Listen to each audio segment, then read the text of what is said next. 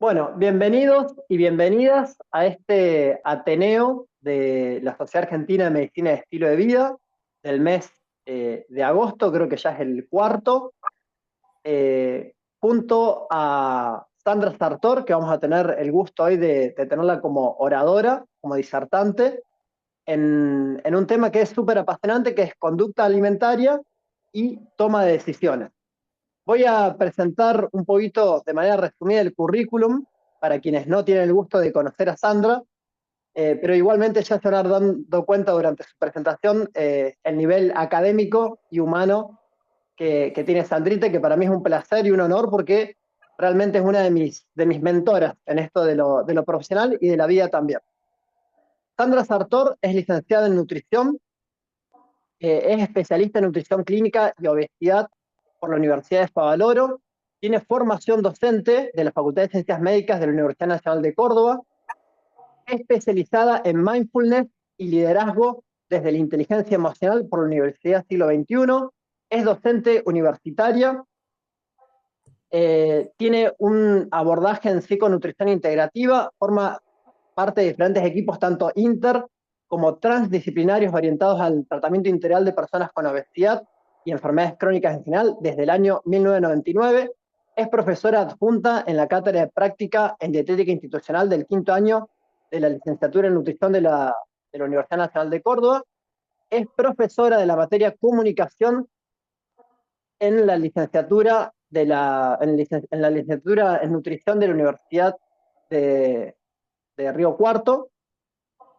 Bien, es cofundadora de Census Inspira Vitae Liber, que es un espacio de salud, capacitación profesional y tiene especialización en psiconutrición y psicoinmunoneuroendocrinología, y también es miembro de la Sociedad de Endocrinología de Córdoba en el Departamento de Metabolismo y Obesidad, como algunos de los antecedentes de relevancia de Sandra. Sandra, un placer enorme y te cedo la palabra a vos. Gracias, amor. Gracias. Lo que soy es vieja. Por eso tengo tanto currículum o tantas cosas que he hecho. Eh, y de eso se trata la vida. Bueno, un placer. La verdad es que me honra estar eh, siendo parte de estos espacios de la Sociedad Argentina de Medicina del Estilo de Vida, con la que, bueno, filosofía con la que comulgamos profundamente. Y me toca hablar de conducta alimentaria para alguna de la gente que vi que son muy avesados en el tema, pueden ser cosas repetidas, para algunos seguramente no tanto. Así que yo lo que les pido es que no tengan pero ningún problema en abrir el micrófono y preguntarme a la mitad del camino, porque siempre prefiero responder a lo que ustedes desean que dar una clase toda enterita. Así que, de verdad, habilitados a preguntar, a interrumpirme en el momento que ustedes quieran.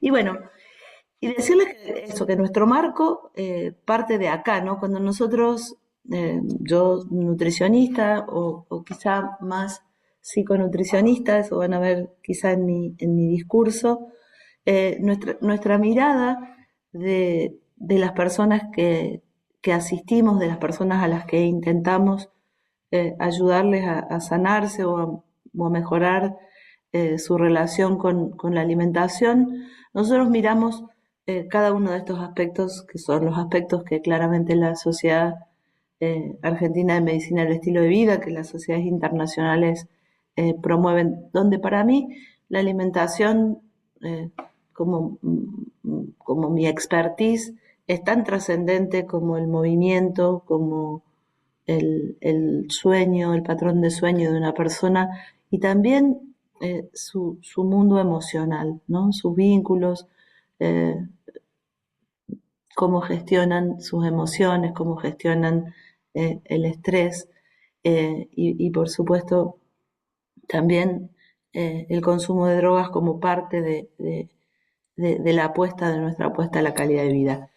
Eh, una mirada que siempre está centrada en la persona, sea sostenible, posible, real, y entendiendo dos cosas muy importantes, que el ambiente es muy poderoso, el ambiente no solo en nuestro microambiente, sino en nuestro macroambiente, es muy poderoso como condicionante de nuestra conducta en general y de nuestra conducta alimentaria en particular, y que nuestra voluntad, para mí, no existe la fuerza de voluntad, y ya lo voy a justificar eh, con evidencia científica, pero si queremos decirlo simple, nuestra voluntad es absolutamente limitada, ¿no?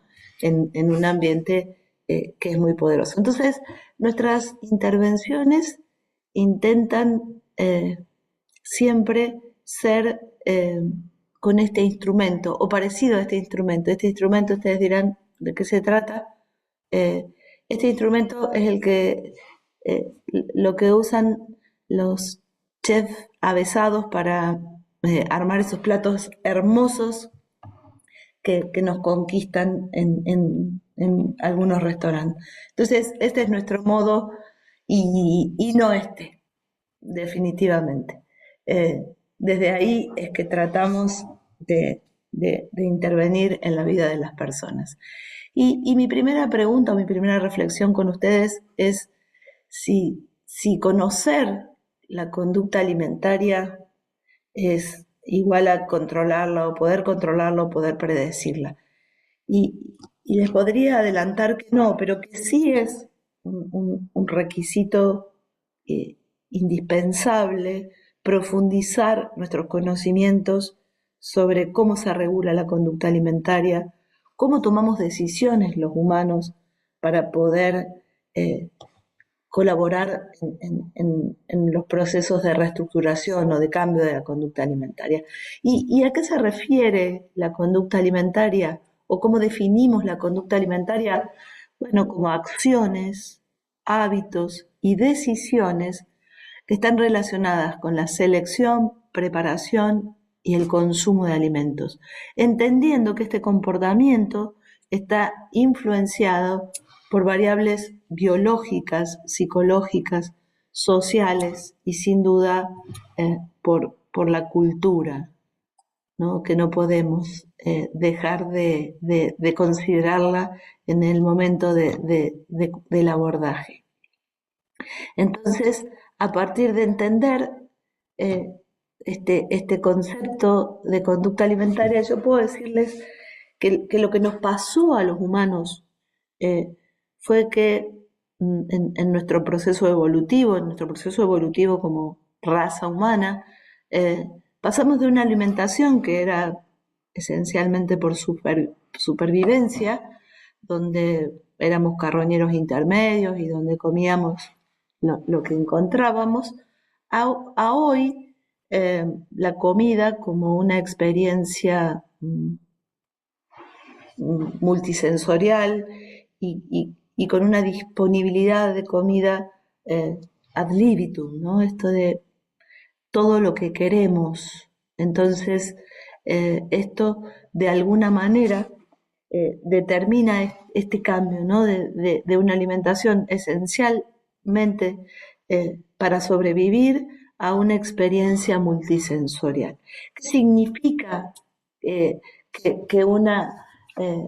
que podamos definir a la conducta alimentaria o a la alimentación como una experiencia multisensorial? Se define una experiencia multisensorial como aquel impacto muy potente, muy potenciado cuando dos sentidos intervienen, ¿no? Cuando yo, para ponerles un ejemplo claro, voy al cine y la foto que veo es de un balde inmenso de pochoclos que están saltando fuera de ese balde, pero además huelo ácidos grasos volátiles de la manteca, y entonces en mi cerebro esos dos estímulos se potencian enormemente, ¿no? Y se vuelve bastante difícil de resistir ir a buscar o comprar la promo de palomitas junto a la entrada del cine. Entonces, lo que nos pasa a los humanos es que nosotros necesitamos, como buenos omnívoros, ustedes saben que la evolución eligió tripas muy especializadas o grandes cerebros, lo que nos tocó a los humanos fue tener un cerebro y un sistema digestivo diseñado para reconocer nutrientes que vienen empaquetados en matrices o que vienen empaquetados en alimentos, ¿no? Entonces, lo que nosotros como omnívoros hacemos es usar nuestro cerebro para tratar de cumplir con todos nuestros requerimientos. Y ya van a ver que esto complejiza un tanto nuestra conducta. Y esta pregunta tan simple, ¿no? De por qué comemos los humanos, puede tener una respuesta un poco compleja, ¿no? Porque a veces, y solo a veces, la gente responde, y seguramente ustedes están respondiendo a esta pregunta como, y comemos por hambre. A veces, poquitas veces comemos porque tenemos hambre. Muchas veces comemos porque hay alimentos que están disponibles. A veces comemos por placer, a veces comemos por ansiedad, dice la gente, o para gestionar emociones. A veces comemos porque es la hora de comer, o porque, no sé, el contexto nos manda, o porque queremos construir una identidad eh, eligiendo determinados alimentos y rechazando otros.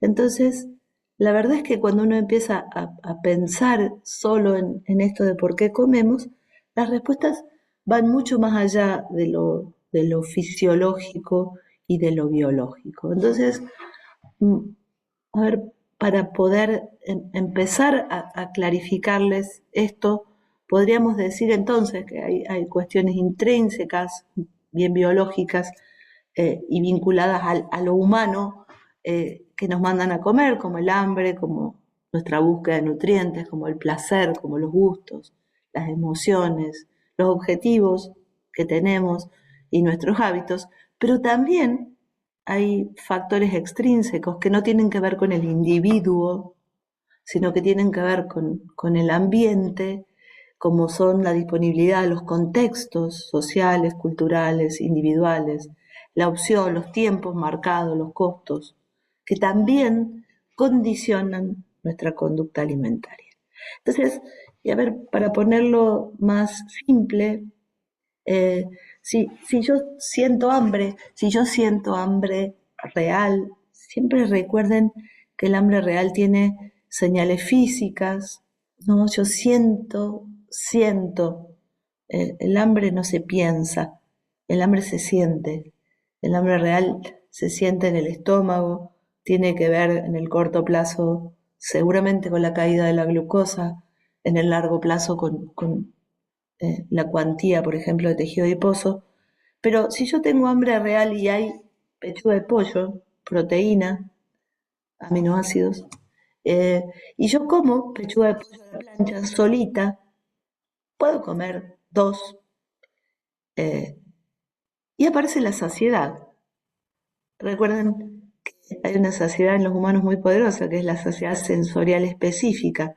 Esta saciedad que garantiza nuestra condición de omnívoros, ¿no? Nuestro cerebro y nuestro sistema está diseñado para frenar el ingreso de un nutriente y garantizar esto de ser omnívoros, buscando otros nutrientes, ¿no? Entonces, comí pechuga, apareció la saciedad, como todo, eh, como toda necesidad vital, eh, aparece la recompensa, no importa si lo que yo estoy comiendo es pechuga de pollo.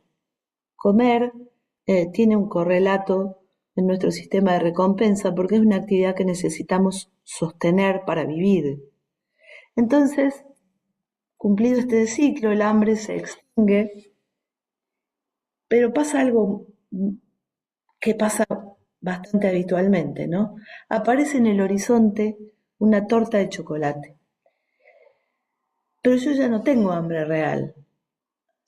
Pero yo recuerdo que la primera vez que yo probé chocolate o esta torta de chocolate, me sentí muy bien, ¿sí? Y entonces la dopamina, que lo que hace es decirnos, empujarnos a buscar eso que está ahí, porque la dopamina anticipa, recompensa. La dopamina dice, anda ahí, que hay algo bueno. Entonces, un pico, sin probarlo, un piquito pequeño de dopamina aumenta en mi cerebro, ocurre en mi cerebro, y yo como torta de chocolate. No porque tenga hambre real, sino porque sé que esa torta de chocolate me da placer. Entonces, cuando nosotros intentamos como, como darle a nuestros pacientes nociones básicas de qué cosas nos motivan a comer, podemos decir que, y la evidencia científica lo divide de este modo, que hay razones homeostáticas que nos llevan a comer por hambre real, pero también hay mecanismos no homeostáticos o hedónicos, que es comer por otras razones que no tienen que ver con el hambre. Y entonces aparecen este comer emocional para gestionar emociones, o porque la comida nos emociona también, ya lo vamos a ver, que también comemos porque nos da placer comer, y también comemos o dejamos de comer vinculado a lo que sabemos, ¿no? A lo que sabemos que nos hace bien o también a lo que sabemos que no nos hace tan bien. Entonces empezamos a entender que no solo comemos por hambre real y que la conducta es un reflejo de cosas que están por detrás, que ahí las vemos también. Y Montse Bradford dice, cuidado, que lo que pensamos genera emociones, pero también lo que comemos. Lo que comemos no solo nos afecta a cómo nos sentimos, sino cómo nos sentimos también afecta nuestro modo de comer. Y en general, la evidencia científica que ustedes van a poder leer o revisar vinculado a este comer emocional, hace en general referencia a comer para regular estados de ánimo negativos, ¿no? Yo creo que, eh, que no existen estados de ánimo ni emociones negativas, que las emociones nos orientan, las emociones son como brújulas, ¿no? Que no deberían tener valencia ni positiva ni negativa. Eh, pero sí, eh, en general ustedes van a ver que el comer emocional está muy vinculado a emociones a las que le ponemos una valencia negativa y que también tienen gran influencia este comer emocional en la aparición y el mantenimiento de trastornos de la conducta alimentaria, como pueden ser la bulimia, pueden ser la anorexia o también los trastornos no tan específicos, los trastornos por atracón. Entonces, dijimos que podemos comer por hambre real, que podemos comer por placer, que podemos comer por emociones. Y podríamos decir, bueno, ya está. No, también comemos porque hay un ambiente que es muy potente y que sus señales, sus aferencias, así lo van a poder leer, tienen muchísima potencia sobre nuestra conducta alimentaria. Los humanos somos absolutamente sensibles a la presencia de señales, a la presencia de alimentos, a la presencia de señales vinculados a los alimentos. Y quizá una cosa que debo agregarles es, esto nos pasa a todos los humanos, que tenemos esta sensibilidad lógica, ¿no? Y quizá también muy simple si nosotros pensamos en el proceso evolutivo, ¿no? Cuando el alimento era escaso, nuestro cerebro estaba absolutamente atento a la presencia de un alimento. aunque no estuviera tan cerca, aunque no estuviera en nuestro campo visual inmediato. Y eso somos nosotros. ¿Qué les pasa a las personas que tienen desregulada su conducta alimentaria? ¿Qué pasa en obesidad, por ejemplo? Que hay una sensibilidad mucho mayor a estas señales. Este podría ser el pecado de las personas con obesidad si tuviéramos que ponerle a esto el nombre de pecado, ¿no? Mucha más sensibilidad a estas señales. Fíjense, si yo tuviera que mirar esto que se los expliqué simple, un poco más complejo, podríamos decir que hay factores metabólicos que impulsan el hambre y la saciedad, que tienen que ver con hormonas intestinales, con incretinas, como el GLP-1, que es el que más hoy conocemos, con hormonas de nuestro estómago, como la grelina, ¿no? Una hormona orexígena que no solo nos manda a buscar comida, sino también ralentiza nuestro gasto metabólico, que la presencia de nutrientes en el estómago, la distensión o la presencia de nutrientes en el intestino, también, y todas esas señales vía vagal van a señalizar en nuestro cerebro que integra factores cognitivos y centros en nuestro cerebro que van a también mediar en nuestra conducta alimentaria, y un ambiente que también está condicionando a nuestro cerebro y a nuestras elecciones alimentarias, ¿no? Les muestro esto solo para poder entender que la conducta alimentaria es muy compleja, ¿no?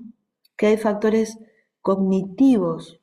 Digamos, si nosotros entendemos que la conducta, y ya lo vamos a volver a ver, pero que la conducta tiene un vínculo absolutamente estrecho con nuestro mundo emocional y con lo que pensamos, con lo que creemos, nosotros necesitamos entender que no podemos solo trabajar en la reestructuración de conductas, ¿no?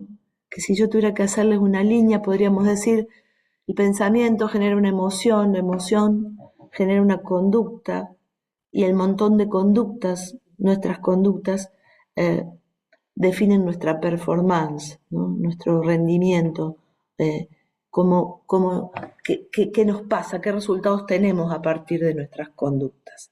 Y, y entonces nosotros necesitamos mirar, no hoy, no solo las conductas, necesitamos mirar todos los aspectos que de alguna manera están determinando la conducta, para poder trabajar de otro modo, ¿no?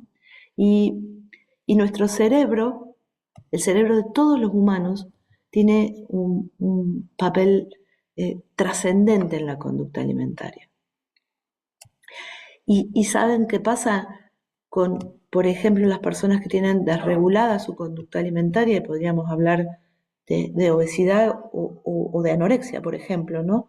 En sus extremos, que son patologías que afectan nuestro cerebro, que inflaman nuestro cerebro, que no lo dejan funcionar como funciona el cerebro de una persona que no está enferma.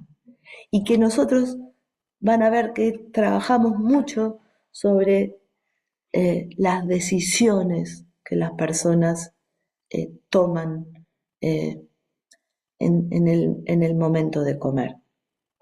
Y claramente necesitamos saber que la atención influye en el modo en que nos alimentamos, que la memoria influye en cómo comemos, que lo que percibimos influye en cómo comemos, que los otros, que lo que hace las personas que están cerca nuestro influyen sobre cómo comemos.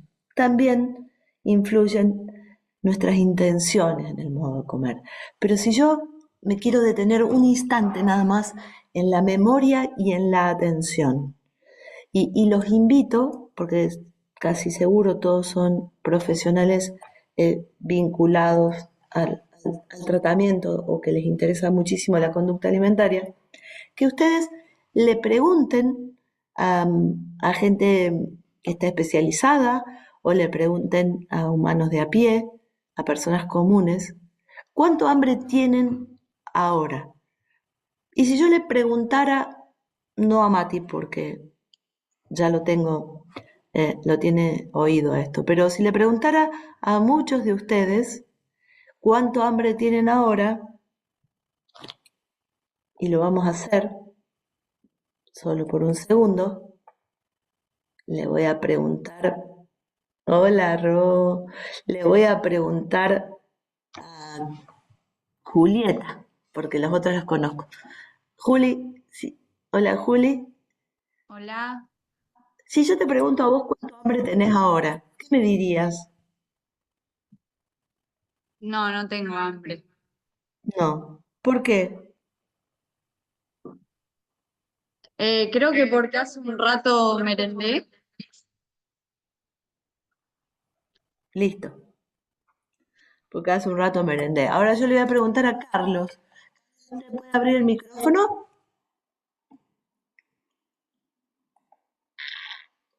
¿O es una foto de Carlos?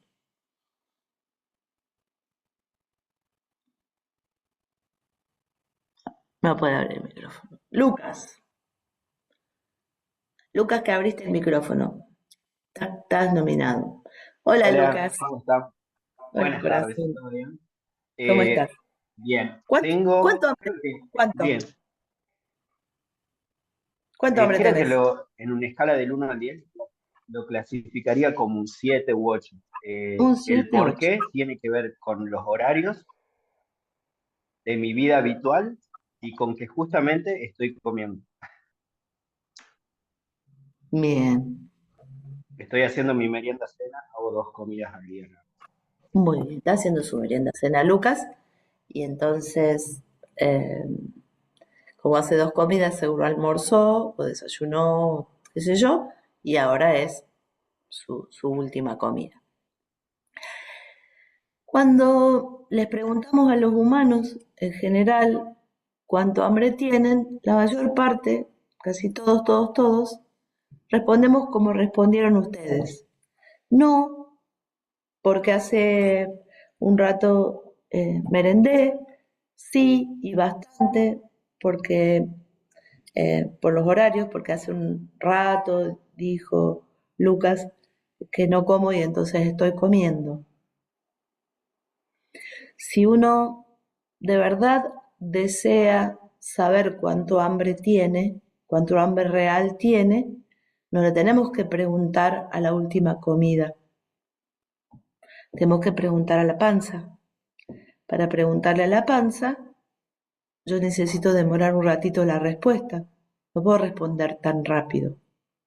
La evidencia científica dice, y hay muchos trabajos maravillosos, que los humanos en general, cuando deseamos responder la pregunta o saber cuánto hambre tenemos, en general hacemos referencia a la última comida, la que recordamos. Por eso la atención y la memoria tienen mucha potencia, porque si yo estoy acostumbrado a comer parado, mirando la tele o respondiendo mails, yo no voy a recordar que comí. Y entonces voy a decir, tengo mucho hambre, porque, porque no almorcé y son las 2 de la tarde. Y resulta que se me olvidó que comí 3 empanadas en el auto mientras salía de la universidad e iba al consultorio.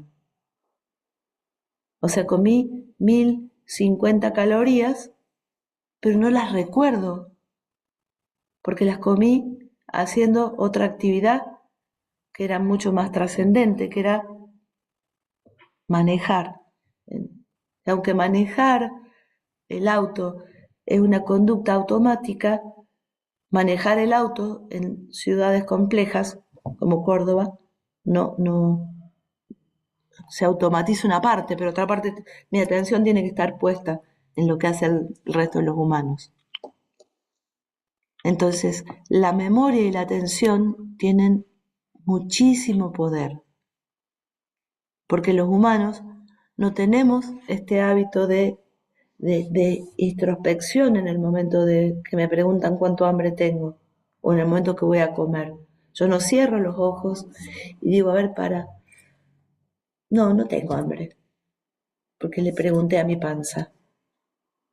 Le pregunto a mi memoria.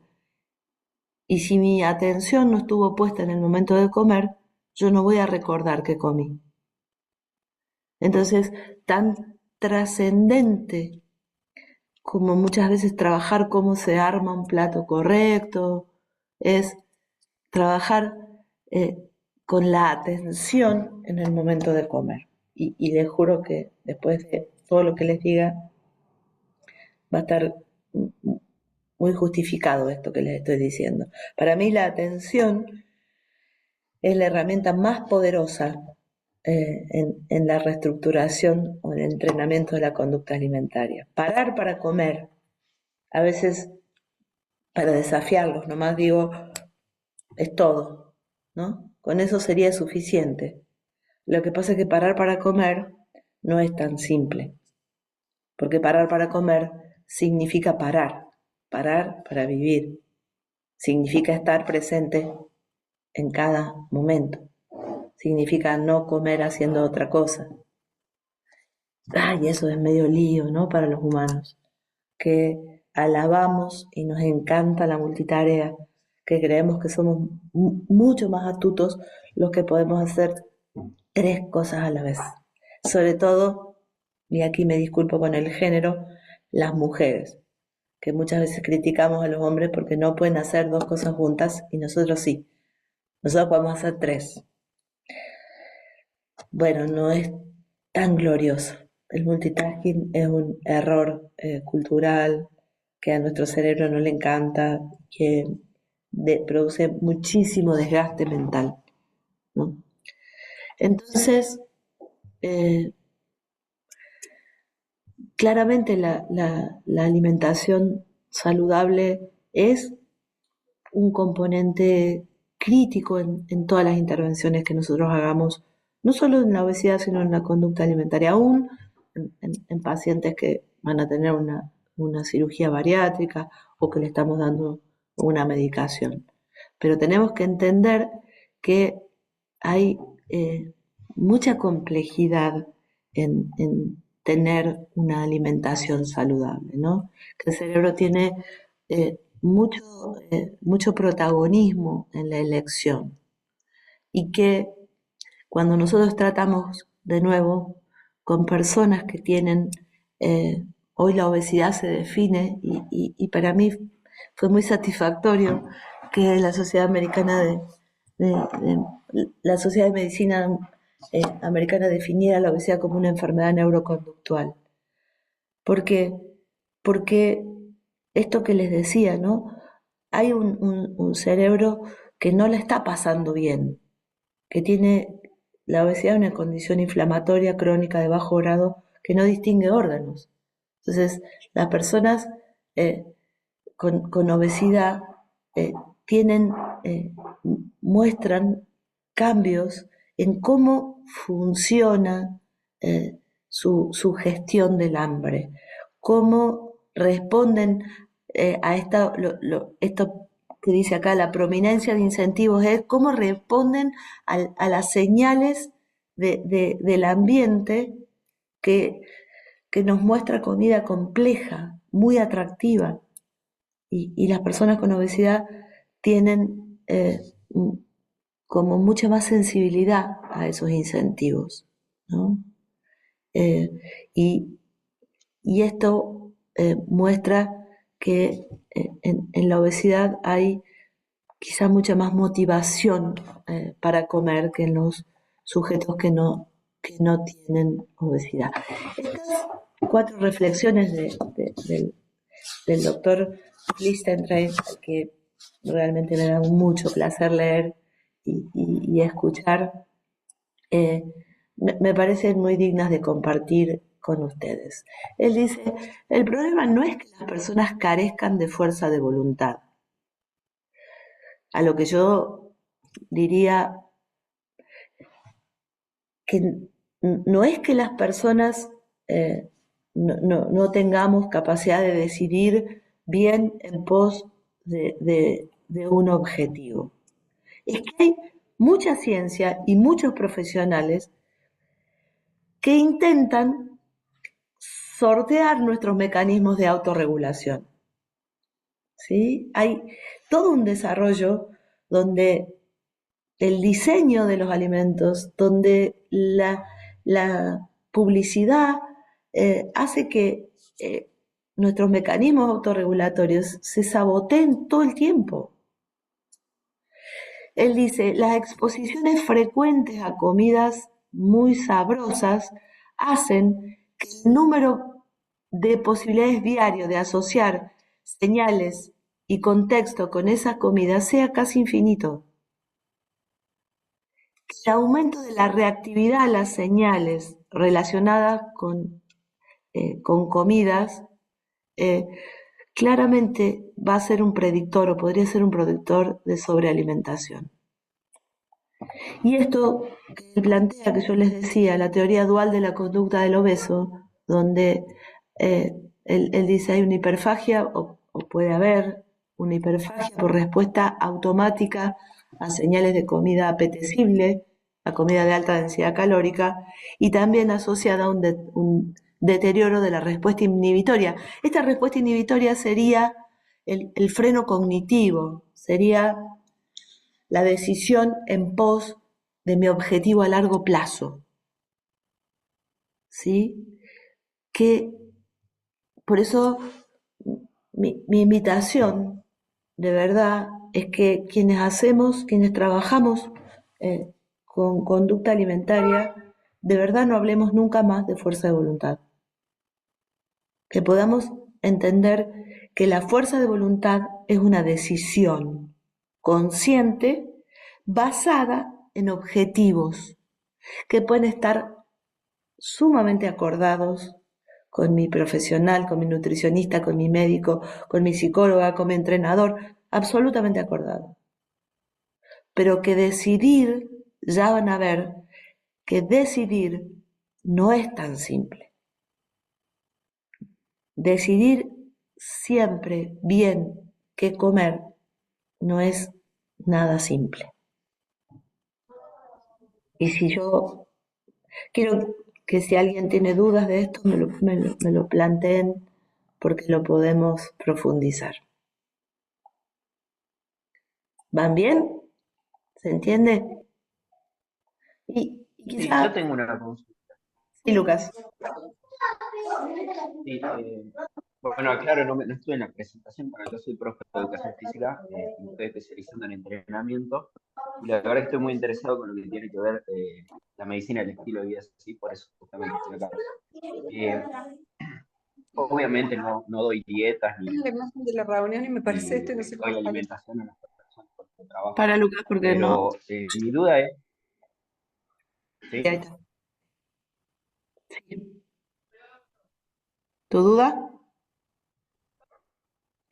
Respecto a justo a lo que estaba hablando, lo que tiene que ver con el componente cognitivo, ¿qué tanto se podría trabajar? Porque lo que veo a grandes rasgos en las personas es que obviamente que el entorno, ¿sí? Y la comercialización de los alimentos trabaja justamente para que los consumamos, ¿sí?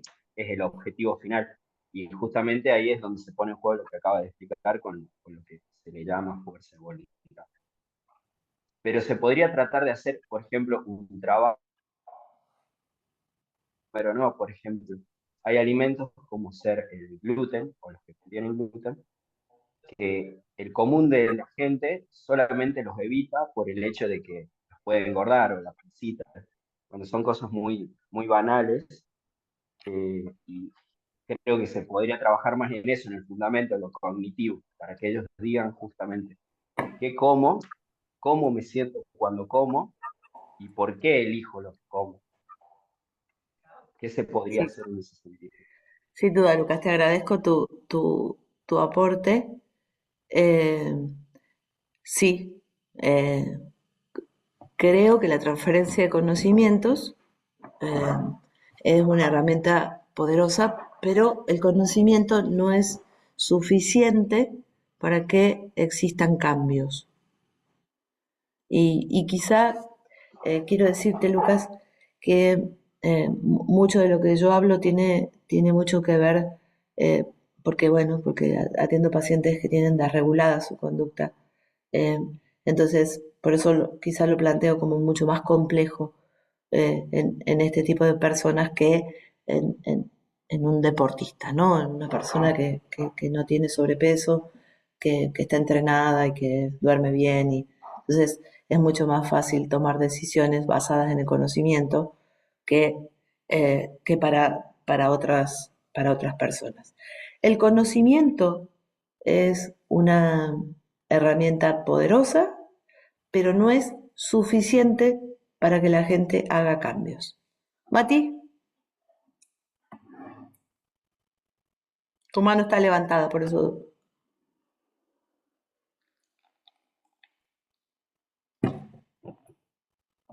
Hola, hola, hola. Ahí está, ahí me escuchan. Me parece clave esto que mencionaste, San, porque quizás, digo, quienes todos estamos acá interesados en la medicina de estilo de vida, puede operar en nosotros nuestra forma de interpretar las cosas y la información y los planteos desde nuestra propia perspectiva, que quizás esto de la información en nosotros como persona puede operar de manera más clara el conocer en modificar la conducta. Pero ojo con que esto termina operando como un sesgo terapéutico, incluso me parece puede llegar a ser potencialmente generador de culpa cuando trabajamos con personas que nos consultan y en quienes transformar este conocimiento en cambio de conducta seguramente les resulta mucho más complejo. Entonces, ese matiz que acaba de marcar Sandra me parece que es fundamental y que tiene mucha trascendencia desde el punto de vista terapéutico en la práctica clínica diaria. Por eso lo quería resaltar simplemente. Gracias, Mati. Eh, sí, inclusive yo hoy puedo decir esto no es lo que creía hace 10 años atrás, ¿no?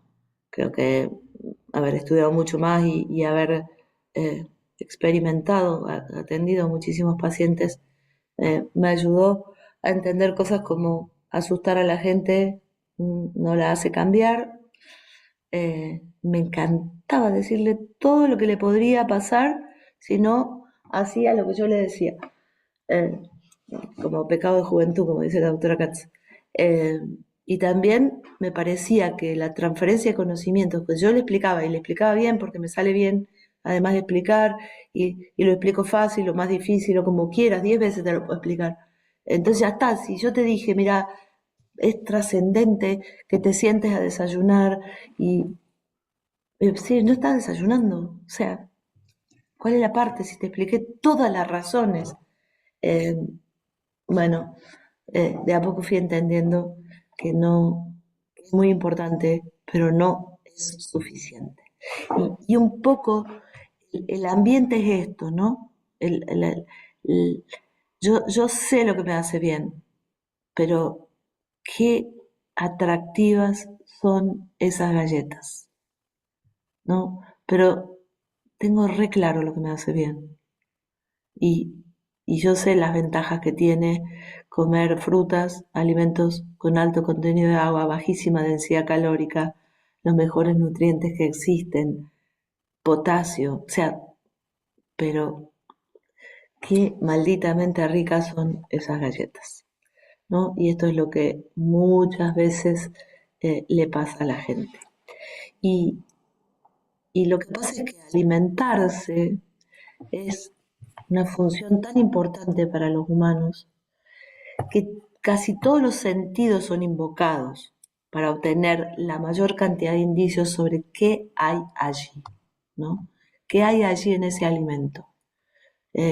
La potencia de nuestro sistema sensorial, de nuestro ojo, de nuestro oído, del olor, porque quizá tenemos como bastante claro que el gusto tiene trascendencia en nuestra conducta alimentaria.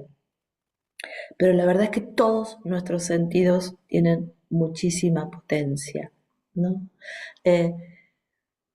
Recuerdo una cosa que me encanta contárselas porque para mí fue como wow.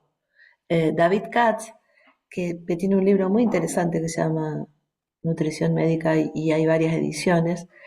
En ese libro yo leí que, David Katz decía, el hipotálamo es un sensor de nutrientes. Lo que hace el hipotálamo es convertir de alguna manera el ingrediente que está en el alimento en un nutriente y decir sigamos porque nos hace falta o stop porque ya está bien. Entonces él decía, lo que pasa es que en los alimentos que tienen una larguísima lista de ingredientes, y si nosotros miráramos la lista de ingredientes de esto y de esto lo entenderíamos perfecto, la larga lista de ingredientes seguramente confunde en su función a nuestro hipotálamo. Cuando el hipotálamo intenta transformar en nutrientes esa larga lista de ingredientes, entra en un estado de confusión tal que insta a continuar comiendo para tratar de ver qué hay ahí adentro. Pasa lo mismo con la naranja. El hipotálamo, cuando nosotros comemos mandarina o naranja, rápido dice contenido de agua, vitamina C, potasio. Ya está, ya está. Ya está cubierto, ¿no? Ya está cubierta la vitamina C, estamos bien con el potasio, la fibra está. En cambio, cuando tiene que convertir en nutriente esta larga lista, que además tiene inclusive ingredientes muy contradictorios para nuestro cerebro, sería nuestro propio hipotálamo el que nos insta a seguir comiendo para tratar de ver qué hay ahí adentro, qué nutriente hay ahí, ¿no? Quizás no alcance para justificar por qué nos cuesta tanto dejar de comer determinadas cosas, pero a mí me parece una teoría por demás interesante. Entonces, esto de poder pensar que todos comemos a veces porque la comida está ahí. Todos a veces comemos rápido, comemos porque estamos con otros o comemos porque estamos solos. Comemos todo el plato porque está servido, o un postre porque nos dijeron que está bueno, que ahí lo hacen bueno, un caramelo porque lo dejaron en mi escritorio, una torta porque es cumpleaños, y en los cumpleaños se come torta, un helado porque nos encantan los helados, y no importa si estoy triste, si tengo hambre o no tengo nada de hambre, no, como porque me encanta, como porque el helado me gusta. O a veces compro un alfajor para no llorar. Y a veces sin siquiera saborearlo después de los primeros bocados. Entonces, quizá en esto solo intento decirles, miren, hay muchas razones por las que comemos. No importa que tengamos claro que el alfajor no nos cura la tristeza, ¿no? Que hay otros modos de gestionar la tristeza, pero lo comemos igual, ¿no? Y los seres humanos estamos hoy bastante jodidos porque tenemos mecanismos cerebrales que están preparados para responder de forma adaptativa a lo que nuestros antepasados debieron afrontar, ¿no? Escasez extrema de alimentos, actividad física constante, riesgo constante, reacción frente al riesgo o frente a la señal de peligro de un modo. Y hoy creo que lo que define mejor esto es, tenemos genes del Paleolítico viviendo en... Claro, puedo ayudarte a construir. Ay, Dios mío. Viviendo en un ambiente de WhatsApp, ¿no? Y esta es Lucy, que nos enseñó bastante, que es la primera humana que encontraron casi idéntica a nosotros, con un poco más de pelos, hace 4 millones de años. Y nosotros tenemos los genes de Lucy, con unos cuantos adornos más, con algunas cosas diferentes, pero nuestros genes son del Paleolítico. Y para entrar un poquito más al cerebro, pero fácil, si hay algún neurocientífico capaz, debería abrir el micrófono y ayudarme, pero si no, para nosotros y entender cómo nuestro cerebro reacciona frente a determinados estímulos y determinadas circunstancias, a mí me encanta la teoría de MacLean, ¿no? Que en el 70 dijo, si nosotros comparáramos a nuestro cerebro con una computadora, con un ordenador, nosotros tendríamos 3 cerebros, porque la evolución no descarta. La evolución en general acumula. Si sirve, acumula. Si no, sí descarta. Pero como el cerebro servía, acumuló.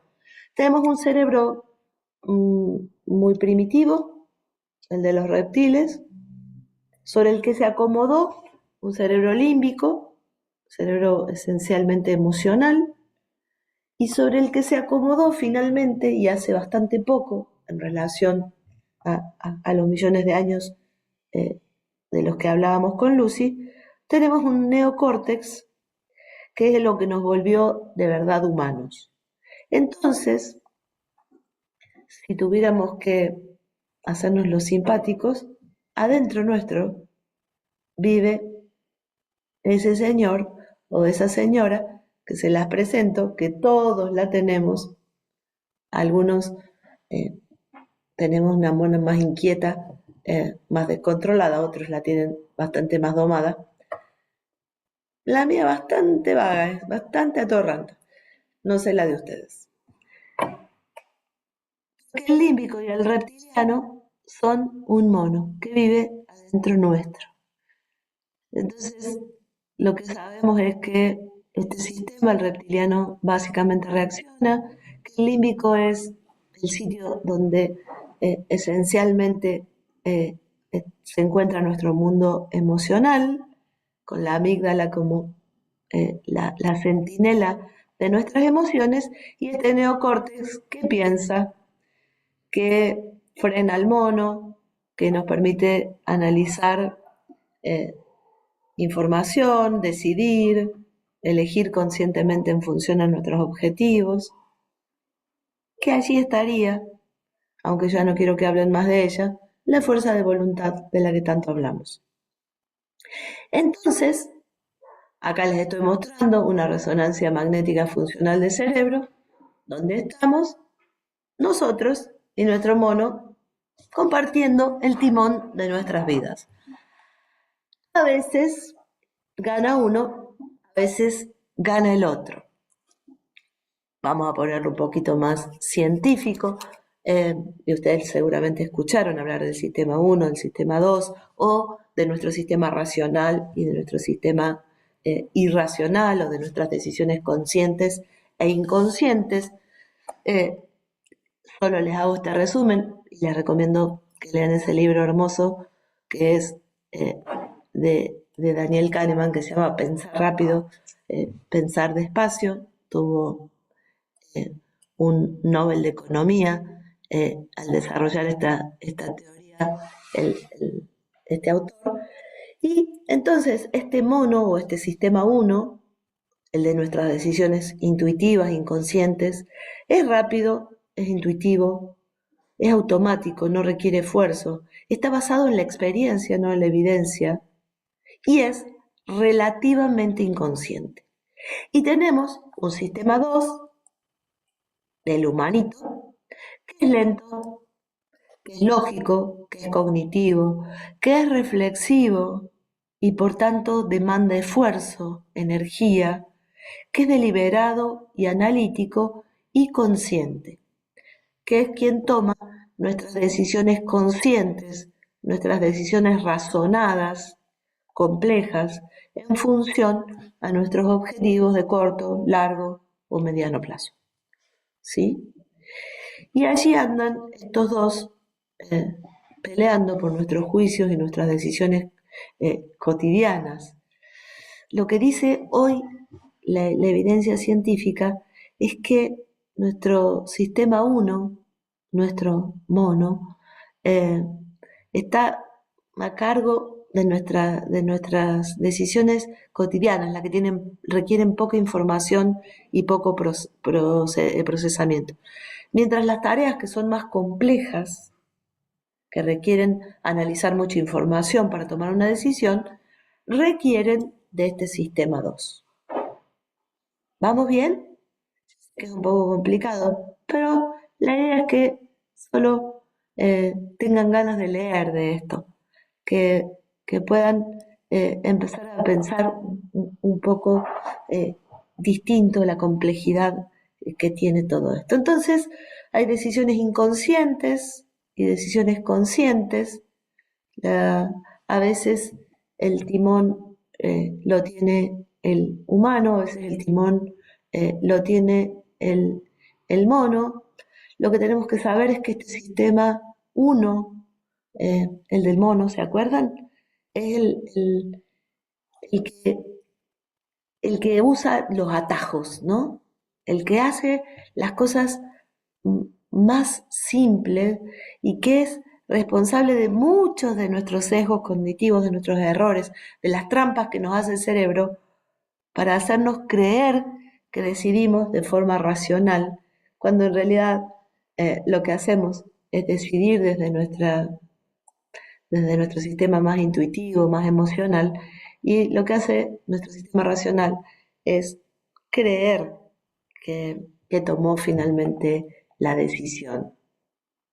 ¿Y cuáles son los sesgos del mono? ¿Se acuerdan? Los sesgos que se meten en nuestras decisiones racionales. Un montón, miren, un montón de sesgos, de errores tiene el mono. Miren, yo les voy a mostrar algunos nada más. Esto es lo que nos sale así como casi solito y nos está interfiriendo bastante. Por ejemplo, el mono decide en función a la disponibilidad. Si hablamos de comida es, si hay comida hay que comer. ¿Por qué hay? ¿Qué importa si hay? Si hay, comemos. Después veo.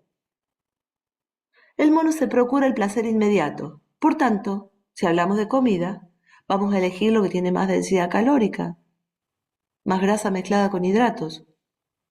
Entre galletas sofisticadas, muy bien diseñadas, con la crocancia, la cantidad de grasa y el largo listado de ingredientes y mandarina, vamos a elegir galletas. ¿Podemos elegir diferente a eso? Sí, pero nos va a costar mucho, ¿no? El mono decide basándose en la primera información que encuentra, intenta confirmar lo que cree, no le encanta al mono aprender cosas nuevas, mucho menos le encanta cambiar, mucho menos. Se cansa cuando hay muchas alternativas y entonces ocurre esto que se llama la fatiga de la elección, ¿no? Si hay muchas opciones, o elijo mal o no elijo y listo. Está anclado en el presente, en el placer, elige lo que más llama su atención, tiene aversión a la pérdida. Si voy a un all inclusive, me da muchísima pena no aprovechar toda la comida que hay y demoré 2 meses en bajar los 5 kilos que aumento en los 7 días o 10 días o 15 del all inclusive. Pero es que me da mucha pena no aprovechar. Y ese es nuestro mono. El mono imita lo que hace la manada. Los humanos tendemos a imitar el comportamiento de los otros. Y todo eso está en nosotros, en cada uno de nosotros. Sí, Mati. San, yo estoy muy entusiasmado escuchándote, pero te aviso que son las 25 por las dudas para que vayas regulando. Pero son a las 20. ¿A qué hora es? Ya tengo que terminar, maldición. Me parecía que habíamos empezado a las 7:30. ¿Cómo fue que pasó tan rápido? Bueno, voy a ir rápido y en 5 minutos voy a terminar. Entonces, ¿qué quiero decirles? Es que el mono quiere fácil, divertido, comida que comamos, lo que tenga más caloría, más grasa, más azúcar. Lo que nos da más placer y alejarse lo más posible de lo que nos hace sufrir. Y que el mono se desacata cuando pasan cosas, o el mono toma el control cuando pasan cosas, cuando tenemos miedo, cuando nuestra activación límbica es alta, cuando estamos muy cansados, cuando tenemos mucho hambre, cuando tomamos alcohol, cuando nos sentimos amenazados, cuando hacemos 10 cosas a la vez, cuando nuestra activación emocional es alta y entonces toma el control el mono. Y es muy difícil frenar eso y que nuestro cerebro de verdad no distingue realidad de fantasía, ni dolor físico de dolor social. Cuando nuestro cerebro se estresa, guarda que toma el control el mono. Cuando a nuestro cerebro le duele la rodilla, le duele el cuerpo, le duele el mundo, muchas veces nuestras conductas son automáticas. Nos cuesta mucho tomar decisiones racionales, ¿no? Fíjense, este es el modo en el que frente a un estímulo estresante, que nos pone en riesgo, pasa algo diferente a lo que debería pasar. Si la situación es normal, lo que hace el sensorio, lo que hace el ojito en este caso, es informarle al tálamo, que es un relevo en nuestro cerebro, y el tálamo lo que hace es informarle a la corteza, lo racional, el humano. Entonces, demora un ratito, pone de un lado y de otro esto y le dice a la amígdala, che, esto es lo que hay que hacer, respuesta reflexiva. Cuando la situación es estresante, es amenazante, lo que pasa es que el sensorio le avisa al tálamo, pero el tálamo, como es relevo y sabe, dice, che, acá hay problemas. Si le pasamos la decisión al humano, demora tanto porque le pone toda esta cosa, entonces le digamos a la amígdala que la amígdala reacciona rápido, muy rápido. Y entonces la respuesta es impulsiva. Y nuestra respuesta impulsiva es, recuerdan, si hay comida, comamos. Qué tanta historia, qué tanta cosa de ver, qué me hace bien, qué me hace mal, ¿no? Fíjense lo lenta que es la respuesta reflexiva, lo veloz que es la respuesta impulsiva. Por eso hoy decimos que en realidad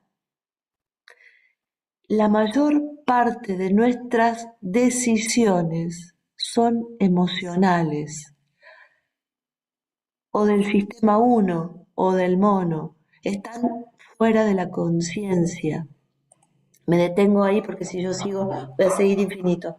Entonces, frente a un ambiente que nos estimula tanto, que nos insta a comer mucho y todo el tiempo, y nosotros agotados, estresados, teniendo que decidir cosas complejas como si nos alcanza la plata para llegar a fin de mes, en un país tan inestable y tan complejo como este, es muy difícil que podamos decidir racionalmente qué es lo que nos hace bien comer.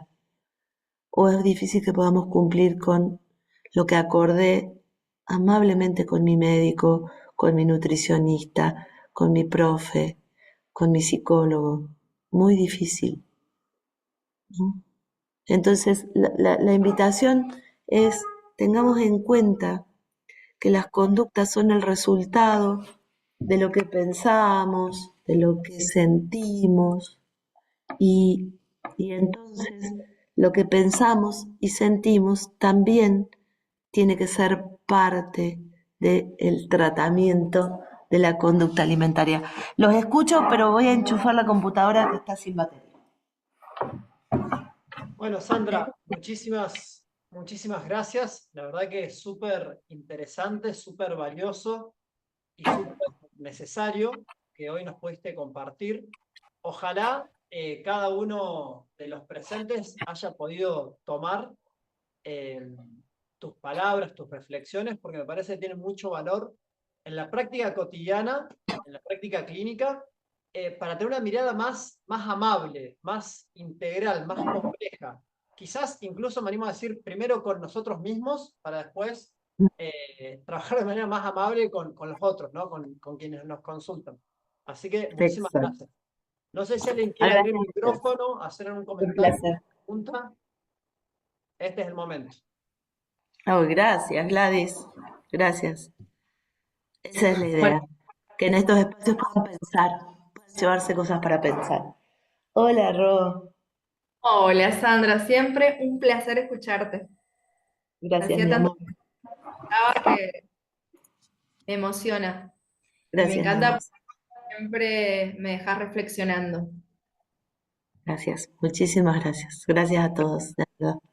Dando la semillita que pusiste alguna vez, hace como 10 años atrás. Lo sé, lo sé. Y ustedes hacen buenos árboles de esas semillitas. Hola, Gracias, Mari. me encantó. Gracias. Gracias a vos, amor. Yo Muchas siempre gracias. concluyo, después de escuchar a Sandra y en general al equipo de Census, que quizás si hubiera cada vez más profesionales que puedan entender esta mirada y aplicarla en consultorio, quizás la famosa adherencia a largo plazo que tanto cuesta en el ámbito de la medicina de estilo de vida, mejoraría bastante, ¿no? Porque me parece que hay varios puntos para poder revisar y ir mejorando para que uno con su práctica pueda ser un favorecedor de esta adherencia a largo plazo que tanto le cuesta a las personas. La adherencia Bien, mejora cuando no hay juicio y cuando es simple. Cuando totalmente, la cosa es simple y cuando no hay juicio enfrente, yo me animo a sostener un proceso que es largo, sin duda. totalmente. Bueno, muchísimas gracias a todos los presentes. Son las 20:15 ya Gracias, casi. Mari. Y sin embargo hay Gracias. varias Disculpe. personas conectadas aún, así que un placer. Va a quedar grabada la charla por si la quieren revisar y ya la vamos a estar subiendo a los canales, al canal de YouTube, tanto de Census como de SAMEM. Así que ahí lo van a poder revisar. Que tengan buenas noches y a descansar. Gracias Gracias, Sandra, por tu Gracias. participación. Un abrazo, Sandra. a ustedes. Adiós.